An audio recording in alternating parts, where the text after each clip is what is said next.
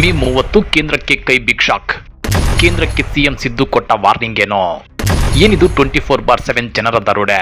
ಇದೇ ಮೇ 30ರಂದು ಕೇಂದ್ರ ಸರ್ಕಾರಕ್ಕೆ ಕಾಂಗ್ರೆಸ್ ಬಿಗ್ ಶಾಕ್ ಕೊಡಲು ಮುಂದಾಗಿದೆ. ಜೊತೆಗೆ ಪ್ರಧಾನಿ ನರೇಂದ್ರ ಮೋದಿ ಸರ್ಕಾರಕ್ಕೆ ಖಡಕ್ ವಾರ್ನಿಂಗ್ ಕೊಡೋದಕ್ಕೆ ಸಿದ್ದು ಟೀಮ್ ಸಜ್ಜಾಗಿ ಕೂತಿದೆ.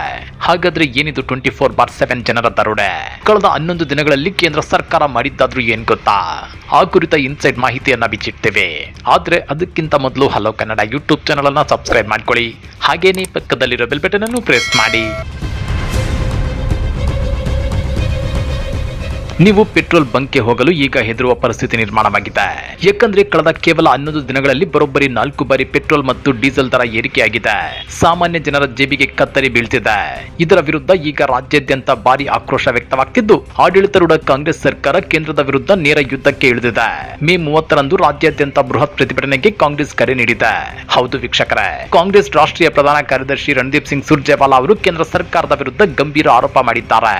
ಅಂತಾರಾಷ್ಟ್ರೀಯ ಮಾರುಕಟ್ಟೆಯಲ್ಲಿ ಕಚ್ಚಾ ತೈಲದ ಬೆಲೆ ಪ್ರತಿ ಬ್ಯಾರೆಲ್ಗೆ $98.6 ಇಳಿದಿದೆ. ನಿಯಮದ ಪ್ರಕಾರ ಕಚ್ಚಾ ತೈಲದ ಬೆಲೆ ಇಳಿದಾಗ ಭಾರತದಲ್ಲೂ ತೈಲ ದರ ಇಳಿಯಬೇಕಿತ್ತು. ಆದ್ರೆ ಇಲ್ಲಿ ಉಲ್ಟಾ ಆಗ್ತಿದೆ. ಕಳೆದ 11 ದಿನಗಳಲ್ಲಿ 4 ಬಾರಿ ದರ ಹೆಚ್ಚಿಸಲಾಗಿದೆ. ಸುರ್ಜೇವಾಲಾ ಅವರ ಪ್ರಕಾರ 2014ರಿಂದ ಇಲ್ಲಿಯವರೆಗೆ ಕೇಂದ್ರ ಸರ್ಕಾರ ವಿವಿಧ ತೆರಿಗೆಗಳ ಮೂಲಕ ಬರೋಬ್ಬರಿ 57 ಲಕ್ಷ ಕೋಟಿ ರೂಪಾಯಿ ಸಂಗ್ರಹಿಸಿದೆ. ಇದನ್ನ ಅವರು ಹಗಲು ರಾತ್ರಿ ಅಂದ್ರೆ 24/7 ನಡೆಯುತ್ತಿರುವ ದರೋಡೆ ಅಂತ ಕರೆದಿದ್ದಾರೆ. ಇತ್ತ ಮುಖ್ಯಮಂತ್ರಿ ಸಿದ್ದರಾಮಯ್ಯನವರು ಪ್ರಧಾನಿ ನರೇಂದ್ರ ಮೋದಿ ವಿರುದ್ಧ ತೀವ್ರ ವಾಗ್ದಾಳಿ ನಡೆಸಿದ್ದಾರೆ. ಅಚ್ಚೇ ದಿನ ತರ್ತೀವಿ ಅಂತ ಅಧಿಕಾರಕ್ಕೆ ಬಂದವರು ಇವತ್ತು ಜನಸಾಮಾನ್ಯರನ್ನ ಸಂಕಷ್ಟಕ್ಕೆ ನೂಕಿದ್ದಾರೆ ಎಂದಿದ್ದಾರೆ. ಇನ್ನ ಸಿಲಿಕಾನ್ ಸಿಟಿ ಬೆಂಗಳೂರಿನಲ್ಲಿ ಸದ್ಯದ ಪರಿಸ್ಥಿತಿ ಏನಿದೆ ಗೊತ್ತಾ? ಪೆಟ್ರೋಲ್ ದರ ಲೀಟರ್ಗೆ $110.93 ಆಗಿದ್ರೆ ಡೀಸೆಲ್ ದರ $98.89 ತಲುಪಿದೆ. ಇನ್ನೇನು ಕೆಲವೇ ದಿನಗಳಲ್ಲಿ ಡೀಸೆಲ್ ಕೂಡ ಸೆಂಚುರಿ ಬಾರಿಸೋದು ಗ್ಯಾರಂಟಿ. ಕಳೆದ 11 ದಿನಗಳಲ್ಲಿ ಲೀಟರ್ಗೆ ಬರೋಬ್ಬರಿ $7.52 ಹೆಚ್ಚಳವಾಗಿದೆ ಅಂದ್ರೆ ನೀವೇ ಯೋಚನೆ ಮಾಡಿ. ರೈತರು, ಕಾರ್ಮಿಕರು, ಮಹಿಳೆಯರು ಹೇಗೆ ಬದುಕು ಸಾಗಿಸೋದು ಅಂತೇಳಿ ಸಿಎಂ ಸಿದ್ದರಾಮಯ್ಯ ಪ್ರಶ್ನೆ ಮಾಡಿದ್ದಾರೆ. ಇನ್ನ ಇದೇ ವಿಚಾರವಾಗಿ ಮಾತನಾಡಿರೋ ಡಿಸಿಎಂ ಡಿಕೆ ಶಿವಕುಮಾರ್, ಒಂದು ಕಡೆ ರಾಜ್ಯ ಸರ್ಕಾರ ಗ್ಯಾರಂಟಿ ಯೋಜನೆಗಳ ಮೂಲಕ ಜನರಿಗೆ ಆರ್ಥಿಕ ನೆರವು ನೀಡ್ತಾ ಇದ್ರೆ, ಇನ್ನೊಂದು ಕಡೆ ಕೇಂದ್ರ ಸರ್ಕಾರ ಇಂಧನ ದರ ಏರಿಸಿ ಜನರ ಹಣ ಕಿತ್ಕೊಳ್ತಿದೆ. ಒಂದು ವೇಳೆ ನಮ್ಮ ಗ್ಯಾರಂಟಿ ಯೋಜನೆಗಳು ಇರದೆ ಹೋಗಿದ್ರೆ ಜನರ ಪರಿಸ್ಥಿತಿ ಏನಾಗ್ತಿತ್ತೋ ಏನೋ ಅಂತೇಳಿ ಕಳವಳ ವ್ಯಕ್ತಪಡಿಸಿದ್ದಾರೆ.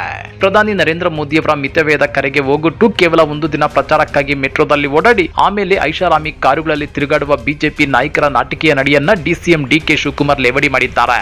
ಅದೇನೇ ಇದ್ರೂ ಮೇ 30ರಂದು ಇಡೀ ಕರ್ನಾಟಕದಾದ್ಯಂತ ಕಾಂಗ್ರೆಸ್ ಇಂಧನ ದರ ಏರಿಕೆ ವಿರುದ್ಧ ಬೃಹತ್ ಪ್ರತಿಭಟನೆ ನಡೆಸಲು ಸಜ್ಜಾಗಿದೆ. ಆದ್ರೆ ಅಂಧ ಭಕ್ತರು ಮಾತ್ರ ಮೋದಿ ಸರ್ಕಾರ ಪೆಟ್ರೋಲ್ ಬೆಲೆಯನ್ನ $125 ಮಾಡಿದ್ರೂ ಪರವಾಗಿಲ್ಲ, ದೇಶಕ್ಕಾಗಿ ನಾವು ಎಲ್ಲವನ್ನು ಸಹಿಸಿಕೊಳ್ತೀವಿ ಅಂತಿದ್ದಾರೆ. ಹಾಗಾದ್ರೆ ಕೇಂದ್ರ ಸರ್ಕಾರದ ನಿರಂತರ ಬೆಲೆ ಏರಿಕೆಯ ಬಗ್ಗೆ ನೀವೇನಂತೀರಾ?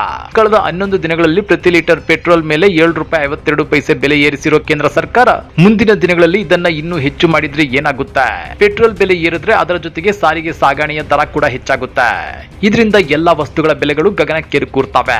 ಇಂಥ ಸಂದರ್ಭದಲ್ಲಿ ಬಡವರು, ಮಧ್ಯಮ ವರ್ಗದ ಜನ ಜೀವನ ನಡೆಸೋದಾದ್ರೂ ಹೇಗೆ? ಕಮೆಂಟ್ ಮಾಡಿ, ವಿಡಿಯೋ ಲೈಕ್ ಮಾಡಿ, ಶೇರ್ ಮಾಡಿ. ಇಂಥ ಮತ್ತಷ್ಟು ರೋಚಕ ರಾಜಕೀಯ ಸುದ್ದಿಗಳನ್ನ ಮಿಸ್ ಮಾಡದೆ ನೋಡಬೇಕು ಅಂದ್ರೆ ಹಲೋ ಕನ್ನಡ ಯೂಟ್ಯೂಬ್ ಚಾನಲ್ ಅನ್ನ ಸಬ್ಸ್ಕ್ರೈಬ್ ಮಾಡ್ಕೊಳ್ಳಿ.